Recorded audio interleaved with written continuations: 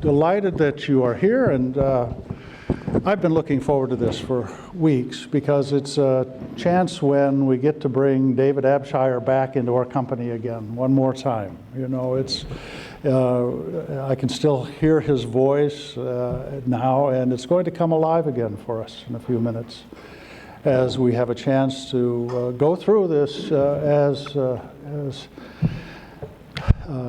as our colleagues have said, his last love letter to America. You know, and it was David's kind of thinking about the future of a country he was so devoted to, and the way he wanted to leave these ideas for all of us. And we're going to have a chance to go through that. I want to say special thanks to James Kitfield for taking David. I asked him, how many of these words are David's in the book? And he said most of them. You know, he did some editing, but most of them were David's.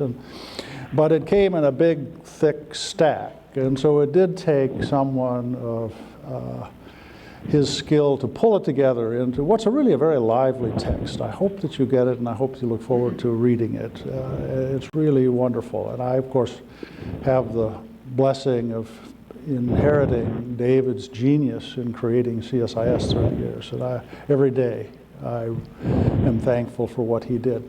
We're going to start very briefly. We've got Senator Sam Nunn, who cannot be here physically because he just flew back from Europe, but he is in Georgia and he's on the line. Senator, I think, can you hear us, and can you chime in here? John, I hear you fine, and delighted to be with you, and I also join you in congratulating James for a remarkable job. I just got my copy of the book this morning, thumbed through it, but I can tell it's David Abshire's voice coming through loud and clear. So congratulations to James, and I think he refers in the foreword to the Abshire Mafia for putting all of this together, and I know that includes Max. Senator, why don't you just, I know that you worked with David Abshire probably more than any other senator over David's tenure. Why don't you just start very briefly, if you want to just encapsulate a bit of your experience with David. Then I've got a couple of questions I'd like to put to you.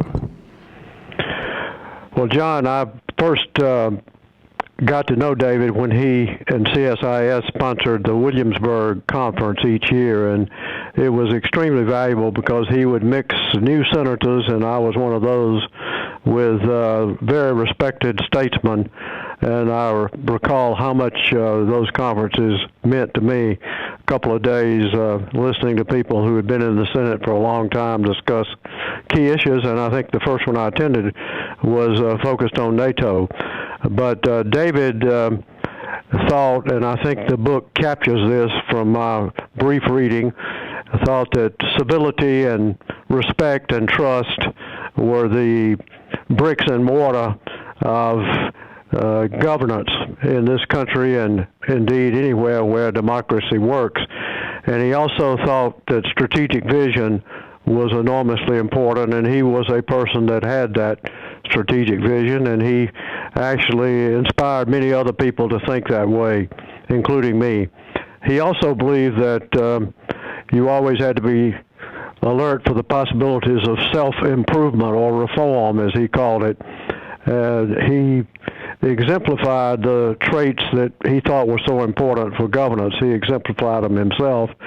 And one of the things that I always will think was one of his major contributions was his emphasis on young leadership.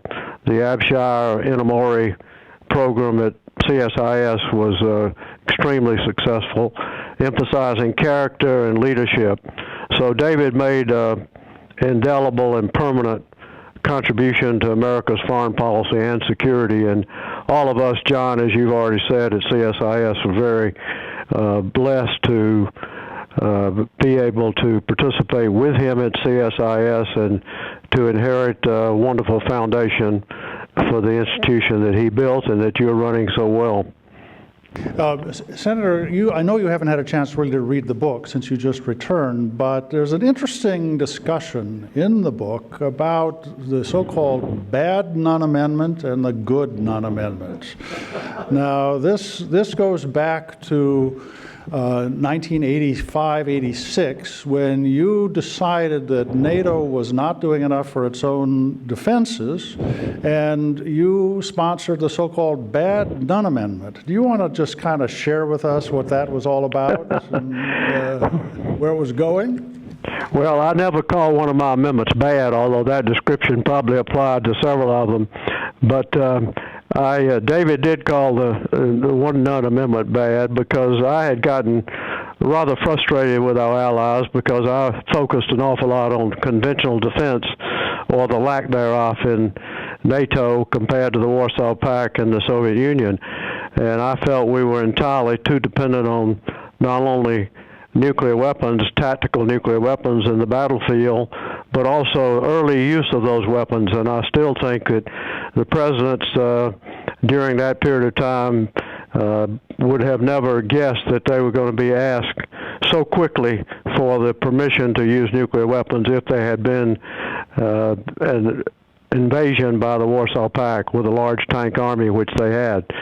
So I was very frustrated when I took a deep dive on U.S. defense policy and looked at our reserve forces in the United States that had to go to Europe with airlift and sea lift, which took about 3 weeks at least to get substantial forces in Europe. And lo and behold, discovered that most of our allies were going to give our ammunition in the first 10 days. So we were spending literally billions of dollars for reserve forces, which was the backup force for a NATO Warsaw Pact contingency. And those forces would have never been very useful if the Allies had already collapsed and the Soviets had come straight into Germany. So I did sponsor an amendment that basically said it had a series of goals. I don't remember the details, but it had a series of goals, and if those goals were not met by the Allies, a certain number of American troops would be withdrawn, not as punishment, but as recognition that you weren't going to have a conventional defense, and we were spending billions to pay for it unless the Allies had some sustainability so they could hold out at least until we got there. So I think that's what David called the Bad Nunn Amendment. And the good amendment came a year later. The bad amendment was closely defeated, but a lot of President Reagan got involved in opposing the amendment. And, of course, David opposed the amendment. But it was defeated. But there were a number of senators, certainly enough to make a majority the next time around, that said unless the Allies improve, they were going to vote for the Nunn Amendment the next go-around. So there was a lot of leverage and pressure there. And then I came back with an amendment David called the good one, which created a substantial number of 2 or 3 funds with a substantial amount of money in it that gave an incentive for cooperative weapon development, cooperative procurement, cooperative relationship between the United States and our allies in a number of dimensions of conventional defense, and that was what he called the good amendment, which did pass. And David gave it credit, and I think he probably did in the book. I haven't gotten there yet, but credit for helping to begin a reform process of NATO, which many other people joined in, including Lloyd Carrington, who was a NATO Secretary General, and also Manfred Werner, who was his successor. So David credited that kind of carrot and stick approach with getting the attention of the Europeans and then causing them to be willing to take steps to really reform NATO. It didn't do everything I wanted to do, but it certainly helped move in that direction. Senator, I'm going to, we're short of time, and I've only got about 2 more minutes for you before I turn over to the panel, but I'd like to ask a question that I think that David would ask you if he were here right now, and that would be, you spent a lot of time trying to build up NATO to be able to defend against the Russians, and you also spent a lot of time trying to work with the Russians to pull them forward and create constructive relations. So asking on behalf of David, what would you do now with the kind of scratchy relationship that we have with Russia? Well, I think we need to have dialogue with Russia. I think it's dangerous when the two countries with 90% of the nuclear weapons and most of the nuclear materials and also tremendous amount of biological knowledge in Russia, as well as chemical to not have dialogue. I think we have to improve the military-to-military dialogue. I think cutting that off in any circumstances short of outright war is a mistake, because it makes war more likely, makes mistakes more likely, makes accidents more likely. So I'm very much in favor of military-to-military contacts, increasing them at every level, including STRATCOM, the nuclear command. I'm also in favor of greatly increased parliamentary exchanges. We have sanctions which are codified now. The United States Congress has got to be involved in discussions with Russians. And when you consider the stakes involved of what would happen if we, by the absence of dialogue, had some kind of mistake in the Middle East or in Syria, or some kind of accident involving cyber and nuclear weapons, the world would be facing a great catastrophe. So I believe in dialogue, and I think that's what I believe David Abshire would have believed in now, too. I think he also would join me in saying that the way to go about reforming NATO and getting the Europeans to do more of their share is to really take a little bit deeper dive and not just say increase the budget, but have specific goals of military improvement. And those are different now than they were when the Warsaw Pact had a huge tank army. And we've got to figure out how to defend against what's known as hybrid warfare now, and how to defend, with their help, countries that have been added to NATO.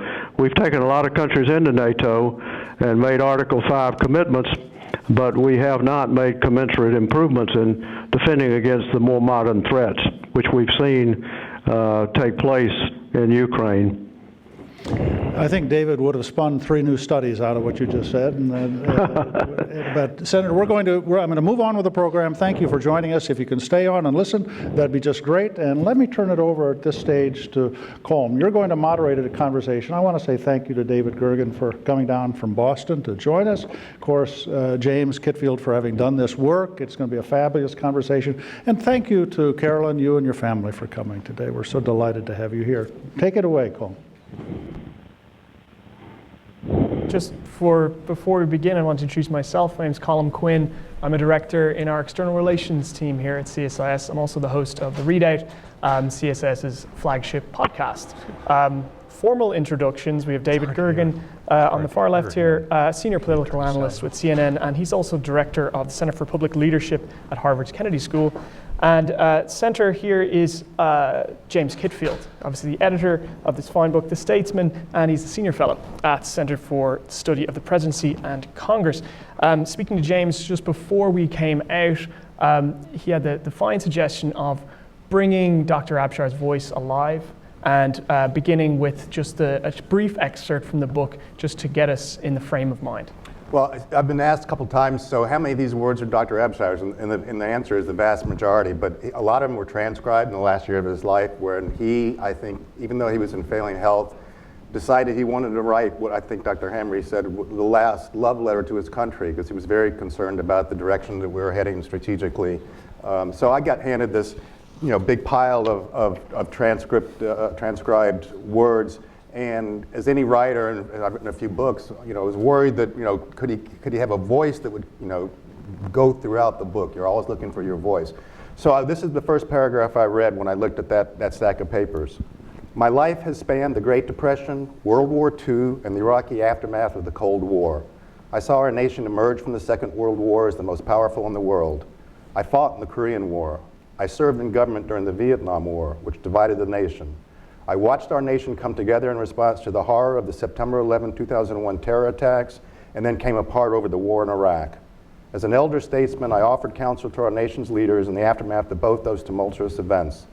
The United States of America that today has risen to the heights of global power was forged in fire and hardship, each step in that long ascent, a conscious decision to persevere and prevail. That's the last time I worried about his voice. Carolyn gave me the best compliment I could get, which was, and I had the exact same reaction. In writing and sort of going through this book, his voice was back in my head, and I had missed it, and I think a lot of us have missed his voice. And I think this book that he transcribed at probably great pain to himself in the last year of his life captures that voice very clearly. Well, to bring forward the concept of the voice and the values that Dr. Abshire lived by, it's the first word mentioned on the book's cover. It's civility.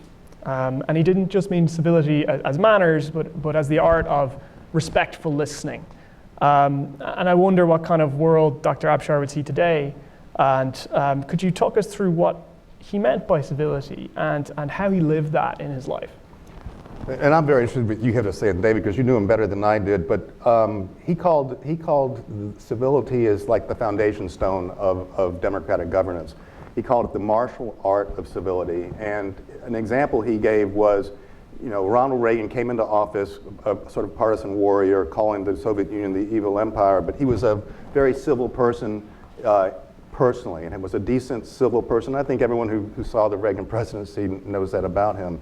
And it was that civility that allowed Reagan to reach across the decades of distrust with the Soviet Union and find a bridge that would bring him and Mikhail Gorbachev together. So that's what he meant by civility. If you don't have that sort of civil discussion, respectful discussion, many of the great achievements in American history would not have been possible. So, but David, give me your thoughts about that too, because I'm curious. He lived that. Well, first of all, it's good to be back here, the house that David built, and be back with CSIS and with the Center for the Study of the Presidency and Congress as well. And David was a real institution builder, as we all know.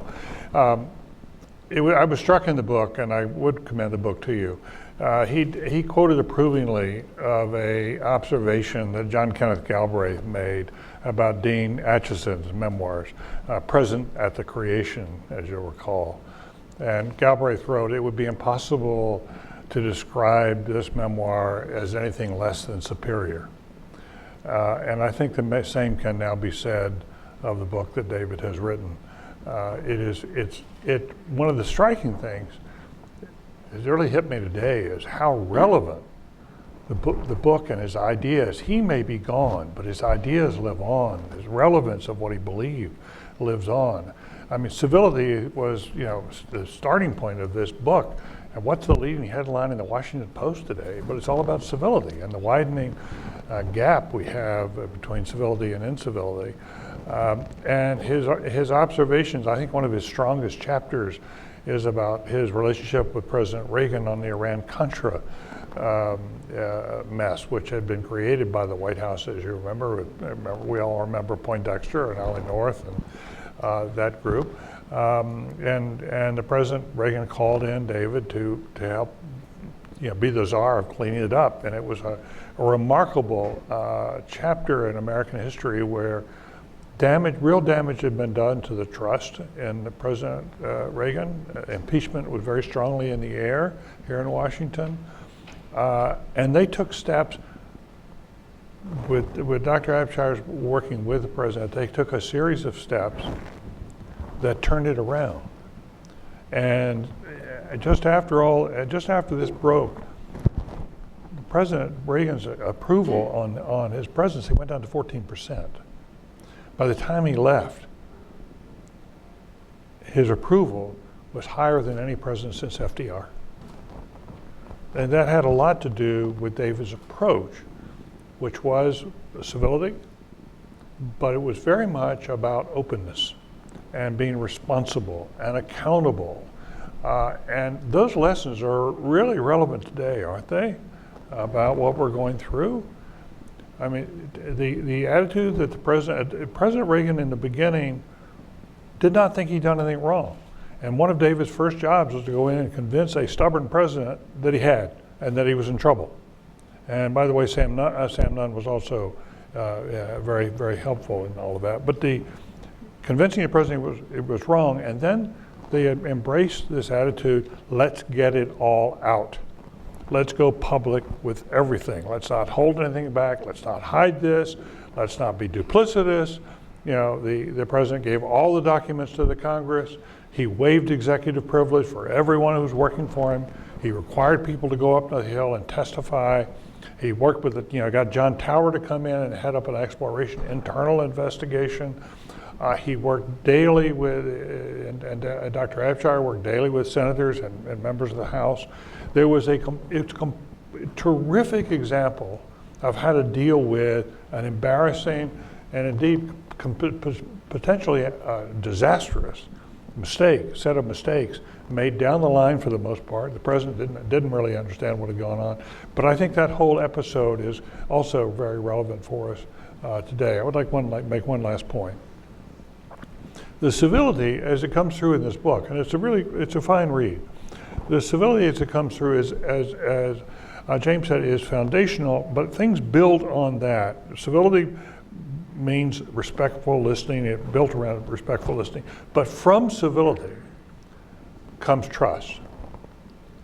And from trust comes honest dialogue.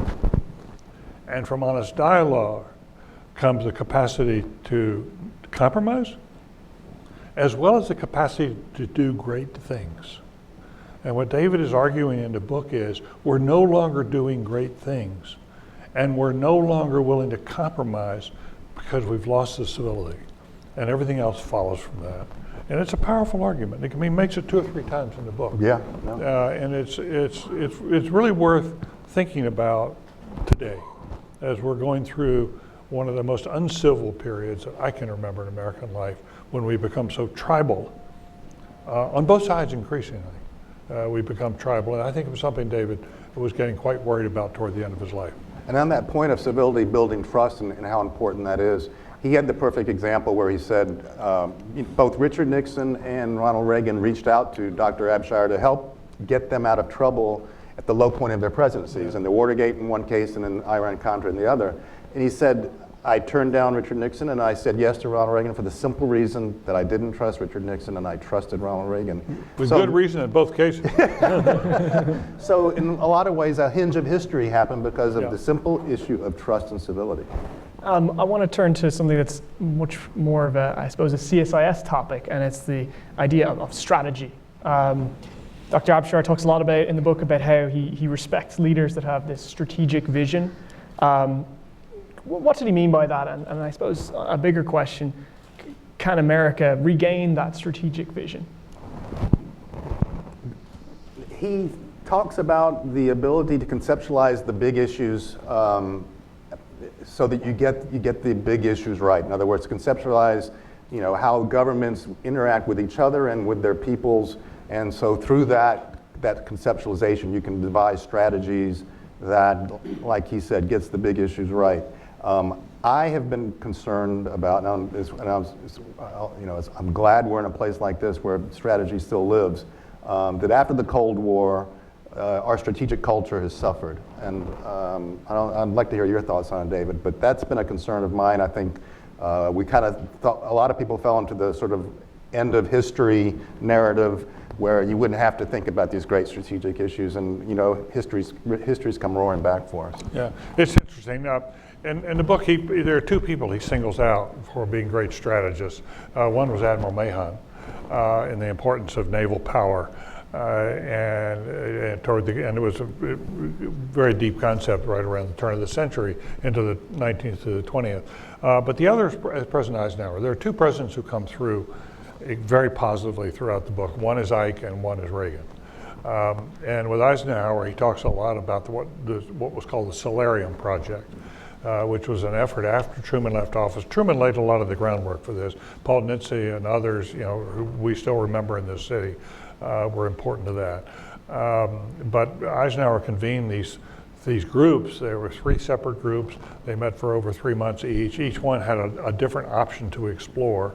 And then they went to the president with these 3 options and all the recommendations, pro and con, with regard to it. And Eisenhower took 2 of the 3 options and blended them. I think that's how the argument, and it was a strategic vision that understood that the containment, embraced the containment that came out of the Truman period, but also embraced the importance of economic development to sustain that strategy. And he felt very strongly that America had to not only have a free enterprise system, but that it had to be productive, it had to be inclusive for all citizens. And David writes about that quite approvingly. I think all of us understand now, if the United States has a strategy, it's sure as hell well hidden. It's not obvious, especially in our relationship with the transatlantic relationship. You just came back from a session of the Council on Foreign Relations today, basically asking the Is question, it game over? is it game over? And the way, I don't think this is, look, I think it's has a lot to do with the current administration, but I think it's fair to say that we haven't had a strategy, a really serious strategy, since the end of the Cold War. You remember going back, and I thought George H.W. Bush handled the end of the Cold War masterfully. You know, the way he treated the Soviets, he didn't dance on the grave. The way he dealt with Germany and brought the reconciliation. It was something President Obama, when he got into office, said, I want to be like George H.W. Bush. That was the gold standard. And yet at the same time, it was hard for the Bush administration to come up with a strategy to follow out from that. Remember they talked about the New World Order? Mm-hmm. And I can remember very well that Brett Scowcroft scheduled in 4 commencement addresses in a row for President Bush to explain the New World Order and set out what the vision of the United States was going to be in this New World Order. They gave 2 of those addresses and canceled the other 2. And they did that because Brent said, we need to let the dust settle. It's too early.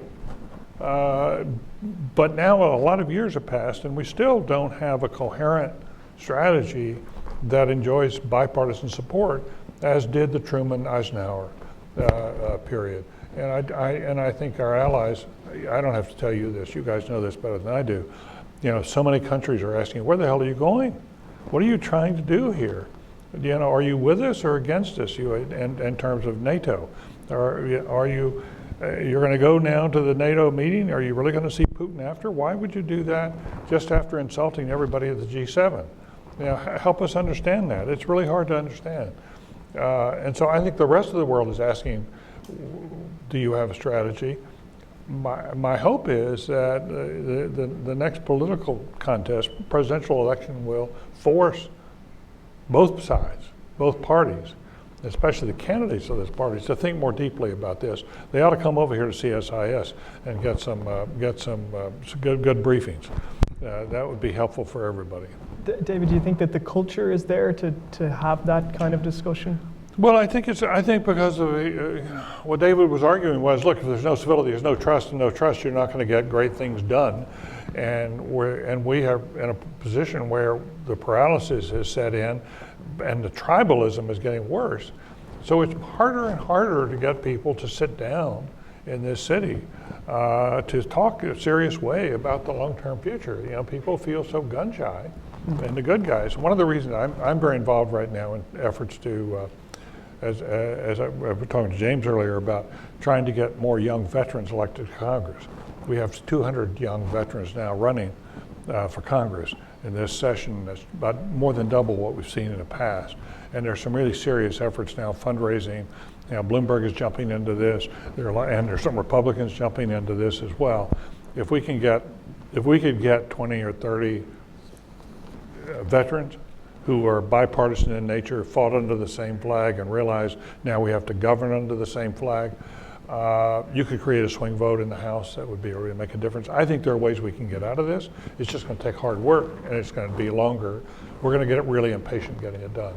On that point, you know, besides a few think tanks like this one of the few places where strategic culture still exists in America is inside the U.S. military. So what you're doing is absolutely essential, because they get it. They get the alliance structures are the sinews of American power. They get putting our squabbles behind us and working for a common goal. So I think if there's a strategic culture left in America, that it resides most strongly in the military. So the idea of them coming into Congress, to me, would be really a really good thing. I want to jump back to the Iran-Contra issue, which Dr. Abshire describes the high point of his whole career in Washington. Is there a way we can transpose that on today? Is there a playbook there that perhaps that if a president or an institution is facing such a scandal, how they should go about it? You talked about the openness being a big important part of that. I think unfortunately that the Trump administration is following the Bill Clinton impeachment blueprint, where you basically fight, you try to delegitimize the person who's doing the special investigation. If you read this book, you'll hear Abshire's advice to, as David said, get it out, don't fight it, come clean, admit mistakes if you see mistakes that you made, but don't complicate the thing by digging the hole deeper, by trying to cover things up. And I'm afraid I don't see this administration willing to do that. And he also, in the book, goes after two presidents. One was Clinton, and one was on the end. The other's Nixon. And the results in both cases, for Nixon it was catastrophic. For Clinton it was very damaging, and a lot of time was lost on the second term. Even though he got through it and got acquitted and all the rest, it was a lot of precious time was lost in governing. Right. Well, we've come to the point of the evening where we're actually going to take some questions from the audience. We have microphones running through, so if you have any questions, please raise your hand. I'll try and get to you. Ray, start with you. Right here in the front.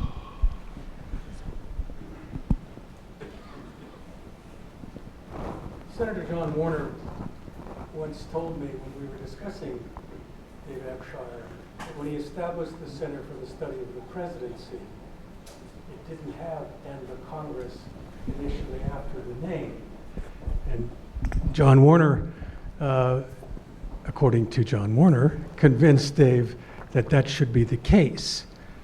In the book, haven't read it, do you address the issue of the Congress, Article 1, and perhaps fast forward the Congress today, and I will say this, what appears to be a lack of leadership, to create the context by which both sides of the aisle might indeed sit at the same table and have a reasonable dialogue that might lead to compromise legislation? He absolutely does go into that, and of course, one of the seminal periods of his life was when he was serving in the Nixon administration as a congressional liaison during the Vietnam War. And they had the Fulbright hearings, and he, was constantly fighting with Kissinger about, the bombing in Cambodia being a surprise to everyone when he was trying to get everyone on a bipartisan basis on the same page. And so he thought that the president, one of the most important things a new president can do would be a congressional outreach that brings in both sides of the aisle, because he lived through that, and he found that he had to fight every step of the way to get the Nixon administration to sort of read Congress in on what was happening with the Vietnam War. So he felt very strongly that that was like lesson number one for presidential leadership, was to first and foremost, and he cites the perfect example is Lyndon Johnson, someone who understood Congress and understood the personalities involved, and because of that was able to push through probably the most successful domestic agenda of post-World War II. So he was very, very strong on congressional outreach. Yeah, and he also felt that bringing the Congress in was an important part of building a strategy. That strategic thinking today is almost, there's a different phrase that people often use now, that systems thinking, systems change, how do you change the system, and a wide recognition now in order to tackle many of our domestic as well as international issues, there has to be a great deal of collaboration, and different parties from different perspectives have to be at the same table, and David was very much into that. A lot of that lesson was learned when he was the liaison from the State Department to Congress. He was the Assistant Secretary for Legislative Affairs. Here's what I didn't know. I never understood this. That position was actually a lot more important then than it is now. Two other people who served as at the State Department as the Assistant Secretary for Legislative Affairs, one was Dean Acheson, and the other was George Kennan. I was astonished when I read that. Who would have thought? Serious guys. Serious guys. But it shows how much, in another era, how important those relationships were to getting things done. And I think that right now, they're running scared. The leadership is basically running scared of their own base, and both parties. Don't you think? I mean, it's been obvious on the Republican side, but I think there's a lot of it on the conservative or Democratic side too.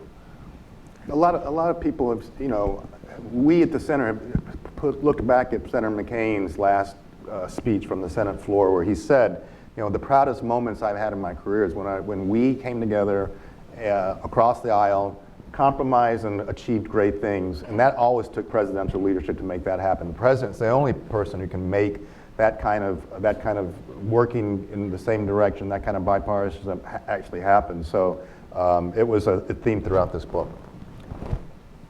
in the front here. I'm Harlan Ullman. I'd like to congratulate Jim and David. This has been really a stunning session. It reflects the wisdom of David Abshire. I got to CSIS just after Dave had gone to NATO, so my question is obvious. If Dave were in NATO right now, what might he be doing to try to keep it together? Tearing what hair he still had left there. That doesn't work. You know, it's an interesting question because in thinking about this session, I was thinking, so what would he say today? And you know, I think he would say that, you know, the good cop, bad cop that he ran, that President Trump ran. You know, NATO's obsolete. David Abshire would never agree with that wording. But putting NATO on sort of on warning that you need to get serious about meeting your commitments as an alliance if you expect us to continue to do that. But then with the wisdom of Sam Nunn, then you create the incentive. So if they do that, you actually give them an incentive. The problem, I think, with President Trump's approach is it's all stick and no carrots, and he uses language that erodes trust. I know for a fact that our NATO allies are beginning to lose trust that they can count on us, and that's a foundational deterioration you really can't have in the alliance. So I think he would have said, yeah, you know, you started out, you know, that good cop, bad cop can work. We did it a bit ourselves with him and Senator Nunn, but you have to have the incentives and you have to have the trust, and that's not there today that I can see. Yeah. One of the things I've felt, and I think you and others in the room share, is my admiration for how David regarded history and how seriously he took history. You know, getting his doctorate in history, and time and again in the book, he says when you're in trouble, you go back and consult history to see what you can learn. And it made a big difference in his life. And from my point of view, I think it's just a... Yeah, it seems to be everything on the same, boys.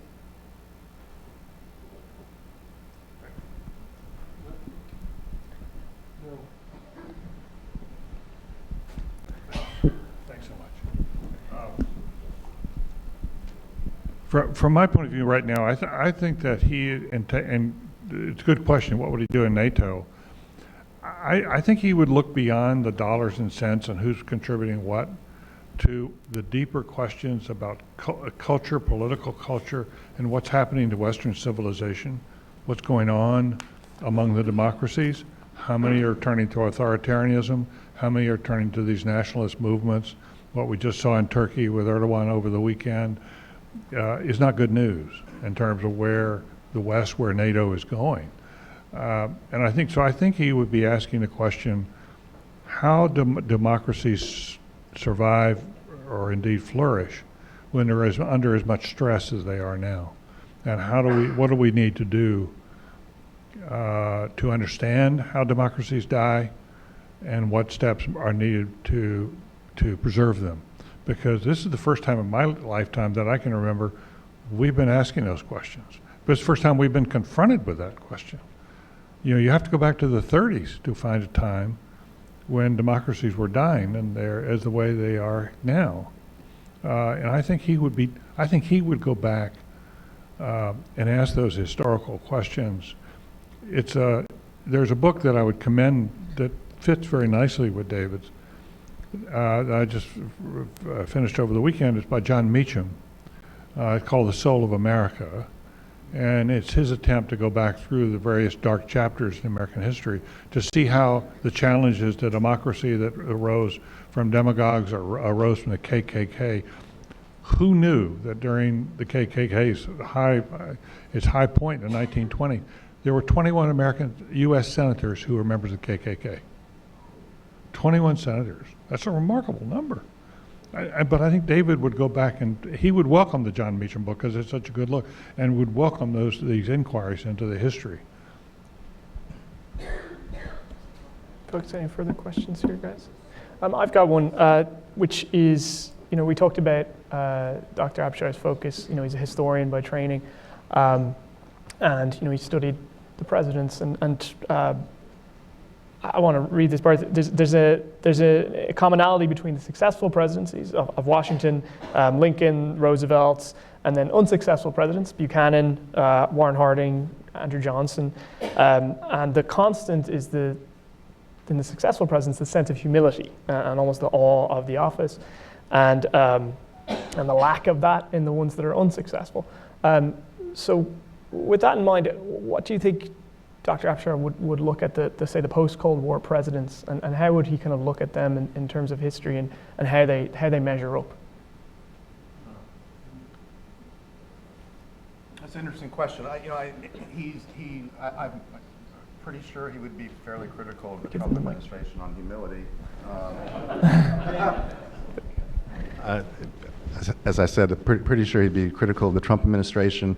I think he would give, the other presidents fairly high marks. He's pretty critical of George W. He thought he did a masterful job directly after the 2001 terrorist attacks. If you remember, he really drew the nation together. Everyone understood Afghanistan, and Dr. Abshire was pretty critical of the segue to the Iraq War. As you'll remember, there's a big section in there when he was working at the center where I am now a senior fellow, where he was behind the scenes, helped found the Iraq Study Group, which brought Jim Baker and Lee Hamilton together as the co-chairs and tried to find a bipartisan roadmap out. And so that was very much in the Abshire vein. If you're down a dead end, get together with everyone and try to steer a way out of your predicament. The irony is that President Bush ignored that advice and doubled down with the surge, and it was perhaps his finest moment as president. And Dr. Abshire admits that too. But by that time, President Bush, I think it's fair to say, was a much more humble president. There was a sense, the stuff, we're on a crusade right after the 2001, I think that there was a lack of humility there, but I think that President Bush had evolved somewhat, and I think that Dr. Abshire would have approved of that.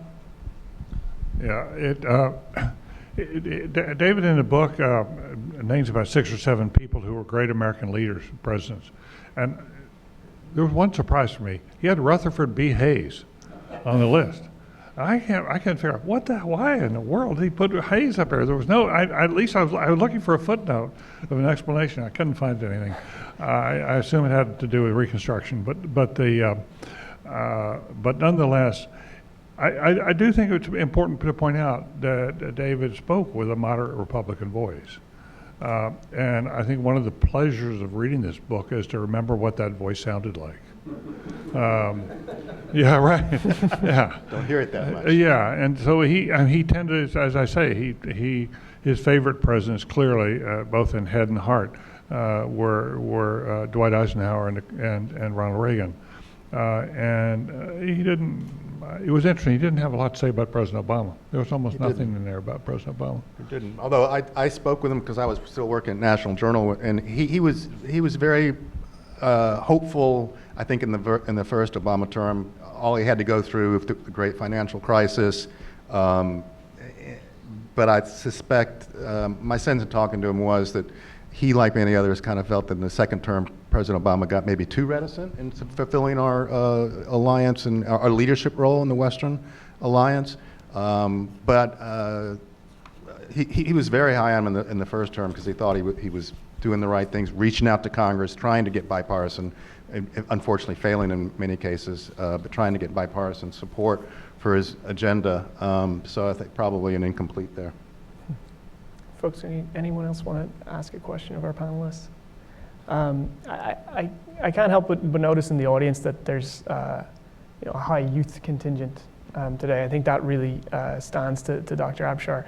I wonder if there's anything you could channel of how people starting their careers out today, a lot of them in policy, some of them in politics, what kind of advice he'd be able to give to people starting out and to how they should be approaching, say, public service or serving their country.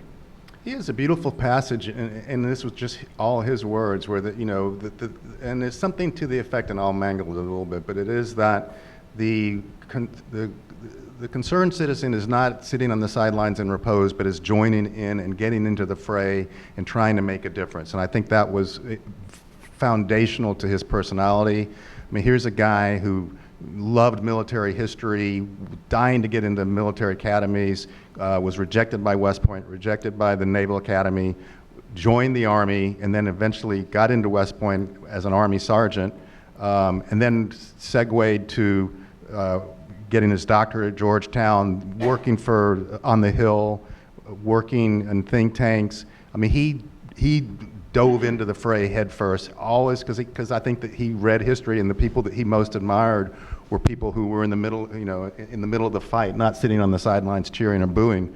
So I think that he would tell young people today to get in the fight. Get in the fight.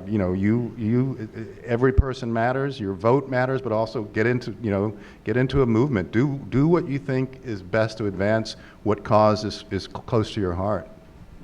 I agree with that, and Sam Nunn pointed out the young leadership program that he helped to start out of CSIS, which continues, and yeah, he was very much into young leadership development.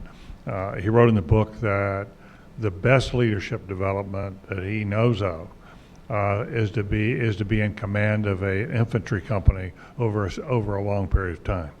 And that, of course, is exactly what he did, and in Korea. And I think today his argument would be broader. It would not be you can learn a lot by being going in the military. I think his notion would be you should find an area where you can serve. Service and leadership are joined together, and if we can open up more opportunities for the younger generation to serve in various capacities, not just in military uniform, but to see that military service is not unlike domestic service. Both are important for the preservation of the country. That's why a number of us are very involved on the question of national service and trying to push that. And I think it's something David and I talked about it occasionally. But General McChrystal right now is deeply engaged in trying to promote national service. And I think David would see that as a stepping stone or a foundational for going on and developing the capacity for leadership. And I would be remiss if I didn't say that the Center for the Study of the Presidency and Congress, where he ended his career and where I now am a senior fellow, he focused on our presidential fellows program. That was always something throughout his life. He focused on bringing along the next generation. Yeah. So it was part and parcel. Yeah, it's part of it. And Glenn is here, who runs that center. I don't know if you ever met Gordon Hoxie, but he was Dave's predecessor. Who originally founded the center, and it was all about getting young people involved and bringing them in, have them in here in Washington. He used to have these gatherings of 200 or 300 or 400 people over weekends here in Washington. Harlan, right behind you, I see someone. Yeah, when we got put the mic over there. Thanks.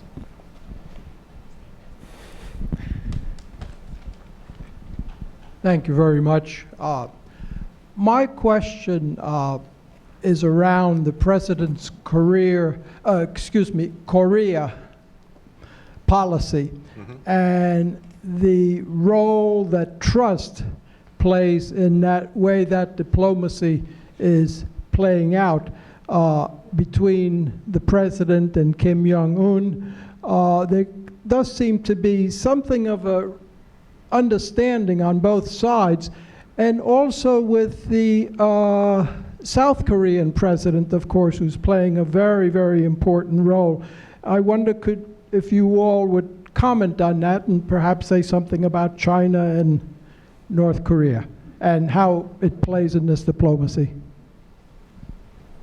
Well, I think as you heard Senator Nunn say, when asked, what would you do about Russia, he says, I would talk to them. So I think Abshire and Nunn had sort of a Vulcan mind meld, if you will.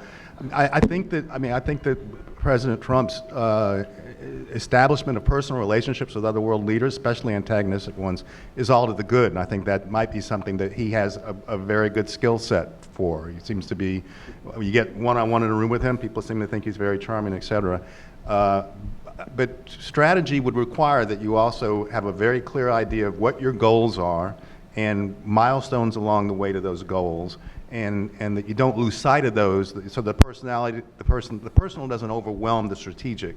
So we'll see what came out of that summit. I, you know, as someone who's covered these issues for a very long time, have my concerns that there won't be as much meat on the bones of what was, you know, served at that summit as we've been led to believe. But I'm withholding judgment. I think that's kind of where Abshire would be. There's just no question. His first admonition would be, go back to Reagan, trust but verify. There's just no question where he'd come from with that. And in that sense, I would think that Dr. Abshire would urge people to go back and look at the 3 other instances when American administrations over the last 25 years or so have worked with the North Koreans. Gallucci's here in town, who negotiated way back in the mid-90s. I was part of that in the Clinton administration. We thought we had a deal with the North Koreans. It worked well for a few years, and it delayed their nuclear program. It froze it for a while, but ultimately they started cheating. They cheated like hell, and they've cheated on it all 3 times. So one needs to be very cautious about assuming, A, that it's going to be a successful conclusion, and B, assuming that we already have taken care of the problem and we're much safer today than we were. I know we have a number of questions about it, so I'm going to try and take a couple at once, and just in the interest of time. So I start with this lady just in the second there. If you can keep your questions short, that's always helpful. All right, so I think what we're talking about civility a lot of times are in terms of international studies, but how can civility and strategic leadership be brought into not only individuals' lives, but also smaller jurisdictions, such as statewide or local? Okay, thank you. And you, sir? I was just going to say, I'm a young liberal, but I'm a little bit disappointed with the lack of humility and civility on the left right now. So I was just wondering, it sounds like humility was really key to David Abshire. I was wondering what he might have to say, like advice for a young liberal about bringing a little bit more humility into my side of the political discourse. Thanks. Thank you. And you, sir? Thank you very much. To Professor Gergen, you said, if I more or less paraphrase you, the way a moderate Republican voice used to sound like. And is that like the voice of an uncle that, you know, has passed away and is dead and, you know, we miss him? Or would that be the voice of an uncle who has kind of gone off on a trip and we hope will come back? And I wonder if, you know, if he's coming back, how you might see him coming back or not. What are we doing here? Feel free to start whichever one you want. We have that one and work right back. Yeah, look, it's really hard to know what's going to happen to the Republican Party. It so much depends on what if they are very successful in the midterms and very successful at re-electing President Trump, which is a possibility. They're going to double down on the way they behave now, and they're going to think it's a winning formula, and they will think civility, you know, is for weaklings. You know, there's a real emphasis in the administration placed on strength. You know, he keeps on talking about who's strong and who's weak, and I think they feel that people who try to get along and compromise and negotiate, by definition, are weak. And I think that's a deeply flawed perception, but I think that's the way it is. You can't say for sure how David would come out on the current incivilities being practiced on the left, but I think you have a point, and that is that I think the Times points out this morning that there's a real generational difference on the left about how to protest, how to show resistance. That the younger generation thinks that telling Sarah Huckabee Sanders to get out of a restaurant was important. That Maxine Waters is right to say harass, you know, the members of the administration. But I would have to tell you, I think the older generation would say that's a terrible mistake. That if you really want to restore civility, which is foundational, then you have to start practicing it. and you have to start setting examples. And I think that, from my point of view, as part of that older generation, I think the worst mistake that the Democrats could make is to copy and embrace the strategy of the Trump administration. I mean, they lose the high ground, and importantly, they surrender. And the Meacham book makes it very clear that these are continuing struggles. Have been struggles all the way through American history, and they are best won by people who are partisans of hope and of decency. And they often take a long time, but if you're going to practice the darkness of the other side, you're just going to be dragged. You're going to be dragged down too. And then I do fear for the country if that were to happen. And I feel very comfortable saying that Dr. Abshire would look with abhorrence at what's happened in this town in recent weeks, and that's incivility on both sides. If you meet incivility and you match it with incivility, you're on a death spiral. That doesn't ever. It's hard to get out of that cycle once you start it. So, I would quote Michelle Obama, take the high road when someone takes the low road. I think that's what Dr. Abshire would say. And the proof is in the pudding. It wasn't, and it gets to your question about, civility at the local level. Civility is a character trait, really. And you practice it at local, state, national level. It should become, he would argue, I believe, and he does in the book, that civility is to be practiced as a character trait. And through civility, it's not a sort of mushy idea we should all be polite to each other. It's that we can't do hard things if we're constantly, poking each other in the eye. The only times that we've accomplished great deeds is when we put our differences aside and found whatever common ground exists and move on from that common ground. And you can't do that by matching incivility with incivility. Yeah, and let me just say, as one footnote to that, and that is, there's another book that I think is really worth taking into account now as we go through these stressful times, and that is it's a new book by James and Deborah Fallows. And it's called Our Towns, and they love to fly small airplanes, and they got a small plane, and the two of them set out across the country and landed in little burgs around the country, small places with small airports, but you could bring in a single-engine plane. And they went around and talked to people in those communities. They came back with a much more optimistic sense of where the country is than what we're playing out in our national dialogue right now. That small town America, there is actually a lot going on that you can take pride in.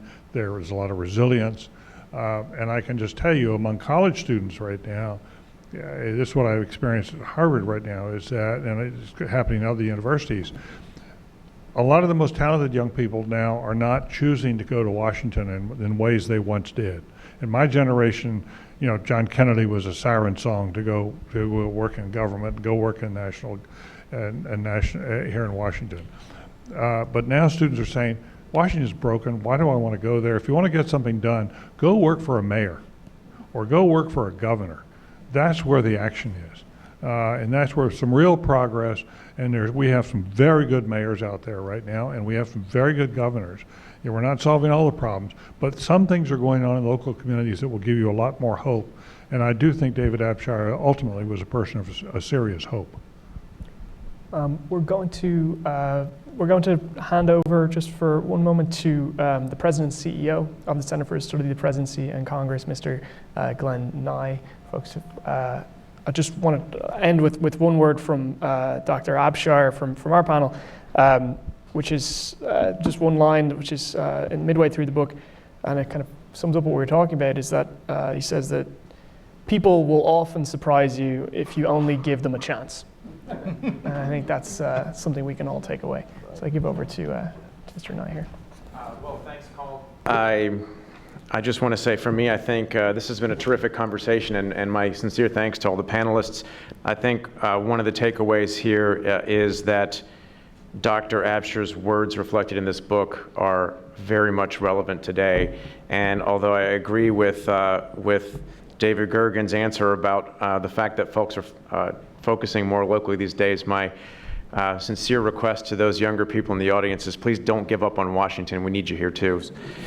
I also want to say what a pleasure it's been to be seated here next to Carolyn and Lupton Abshire, representing the Abshire family. And I understand that that the book has received their endorsement. I think that's a pretty good, that's saying something really strong about the work that's gone into this.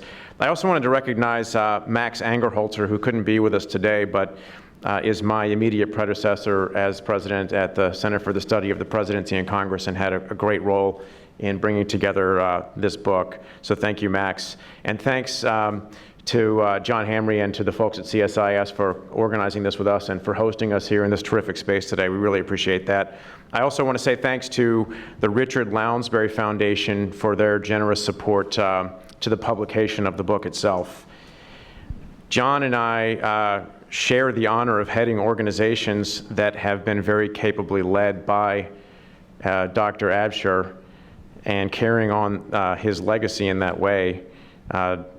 David took over CSPC in 1999, and somebody raised a question today about his comments on the functioning of the presidency and Congress, and is there a role for bipartisanship? And indeed, we think that there is, and that is the legacy of David's that we're trying to carry on at CSPC.